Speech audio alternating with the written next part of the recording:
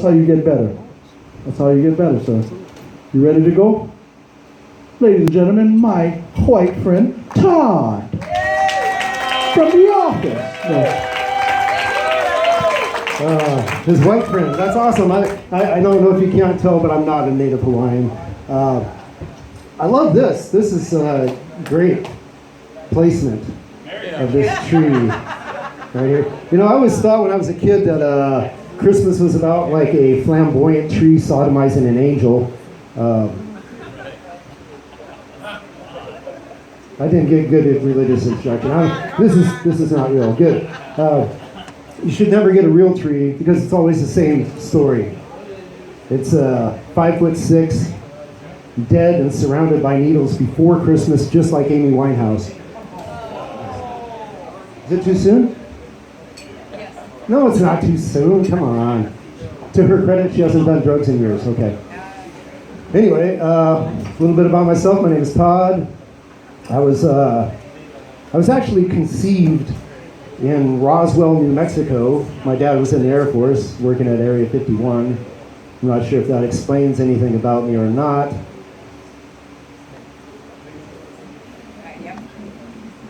Maybe, I don't know.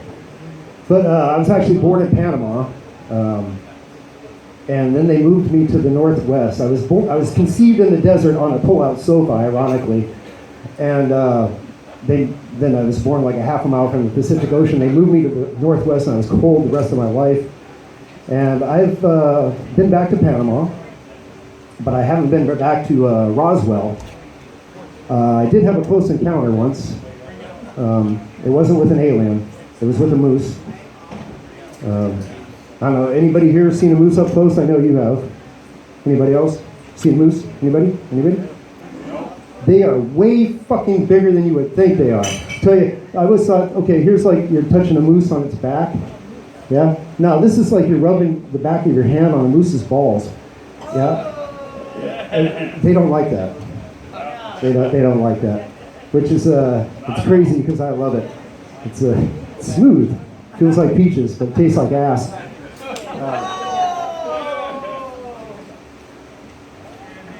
And encounters with wildlife happen in the Northwest. There was a guy in Colorado about a year ago. This is a true story, actually. He was attacked by a mountain lion, and he killed it with his bare hands. Yeah, you remember that? I've never done anything like that, but I have choked a few cougars. I didn't take it that far. That's what I'm saying. So I learned something about some of the Hawaiian wildlife recently. You know the nene, the Hawaiian goose. Yeah, I thought they mated for life. They don't. If you let go of their neck, they fly away. It's terrible. But you got to be careful if you're doing stuff like that because you can get chirpies, which is a canarial disease, if you're not aware. So I always use condoms. I use those Trump brand condoms because they have the thinnest skin possible. But they break under pressure, so I probably should. Oh my God. So actually I learned about that from growing up in the Northwest. I was raised amongst hippies. And one of my first stepdad's brothers, he introduced me to the sex houses. And I know you've seen them. They're like, it's a little house. It's got a hole and you put your dick in it. Some people use them for birds, right? But as he explained to me, he says, you know, Todd, I like my women like my eggs. And I said, what, over easy? He goes, no, I just like fucking eggs.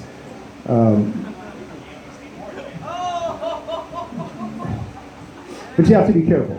You have to be careful because you can get splinters, obviously, poor craftsmanship. And if the birds have already hatched, then they're like, underneath your dick. 100%. Yeah, which doesn't feel bad, but chirpies can happen. So, and he always explained there's a difference in mounting, and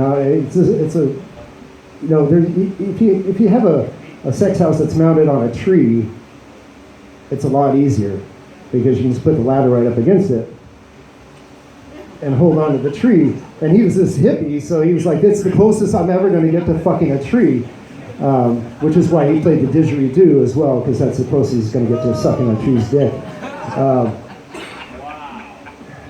I know, it's terrible, but it's a lot easier if it's on a trunk, because if it's on a limb, you're like holding on, like, and you got your legs wrapped around, and it's not static. You know, you're moving, and you're trying to thread your.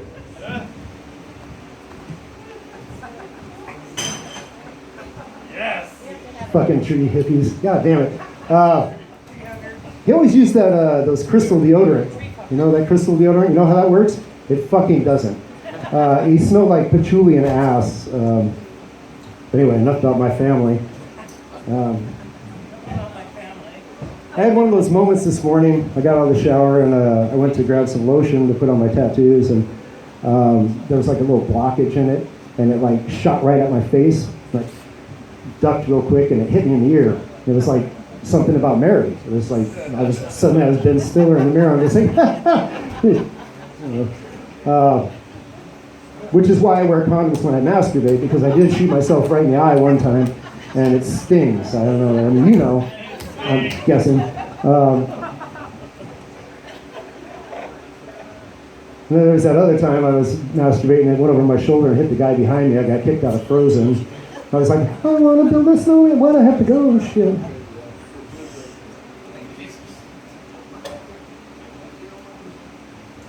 I didn't claim any of these jokes are good, and this is all.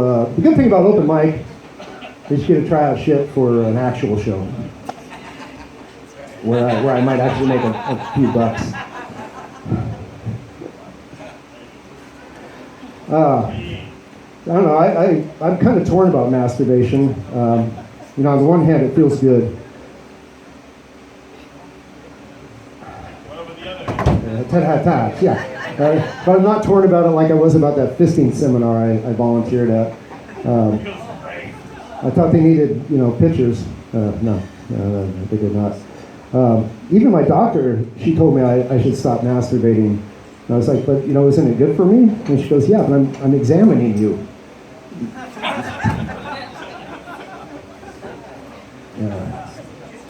She's pretty attractive, though. I did find out that's not the best time to ask a woman out. It's when she's, you know, checking you out. But I did ask her. I said, you know, you've probably seen, you know, more penises than me. How do I measure up, you know, as far as like the average? She goes, well, you have a medium dick. I said, what, it talks to ghosts? What do you mean?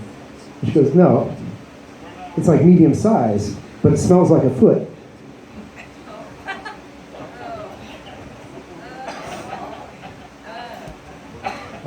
Don't groan. That's what I did at first. So I had to have a colonoscopy, which was always great. Unrelated to the fisting seminar, that's a totally different occurrence. But I don't have very good health insurance.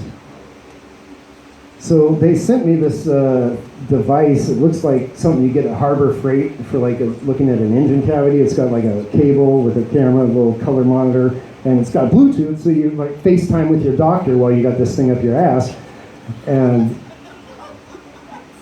it's just like, it saves on visits, you know, because if they don't see anything wrong, they're just, you know, you're fine. But I had to actually go in, and so I came in and I was like, you know, I'm not sure how this works. What do you cut my balls? What do we do here? And the lady says, no, this is the dental suite. You're looking for the office next door.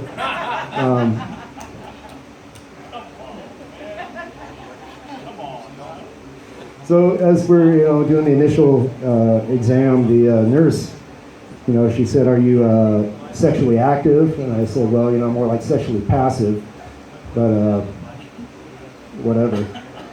She asked if I do alcohol or narcotics, and I was like, yeah, you know, I'm down.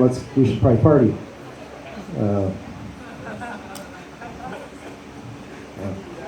She did tell me that the gray pubic hair makes my penis look distinguished.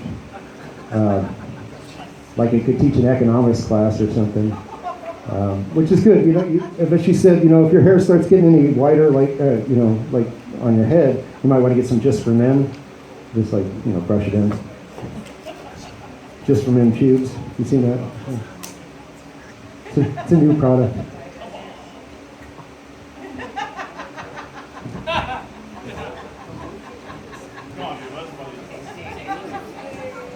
But, I guess it could be worse. She did issue me a girth certificate.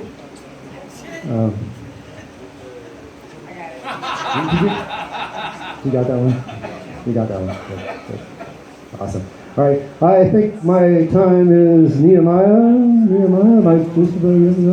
Okay, I'm done. You guys are awesome. Thank you so much for coming out, supporting Privateers Cove, and that's for you.